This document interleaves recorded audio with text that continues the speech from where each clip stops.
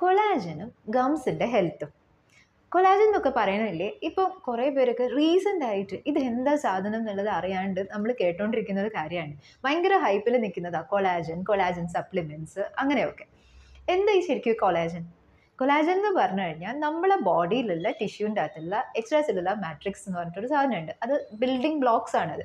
അതിൻ്റെ most abundant പ്രോട്ടീനാണ് collagen എന്ന് പറയുന്നത്. ഇത് നമുക്ക് പ്രായം വരുന്നതിനനുസരിച്ചിട്ട് നമ്മളെ ബോഡിയിൽ കൊളാജൻ കുറഞ്ഞു കുറഞ്ഞു വരും. ഇതിനെ റിപ്ലനിഷ് ചെയ്യാൻ വേണ്ടിയിട്ടാണ് ഈ പറയുന്ന സപ്ലിമെൻറ്റ്സ് ഒക്കെ എടുക്കാനും അല്ലെങ്കിൽ ഫുഡ് റിച്ച് ഇൻ കൊളാജൻ കഴിക്കാനും ഒക്കെ പറയുന്നത്. ഇനി കൊളാജൻ കഴിച്ചു കഴിഞ്ഞാൽ സ്കിന്ന് അതേപോലെ തന്നെ ഗംസ് നല്ല രീതിയിൽ ഹെൽത്തി ആയിട്ട് തന്നെ കണ്ടിന്യൂ ചെയ്യാൻ സാധ്യതയുണ്ട്.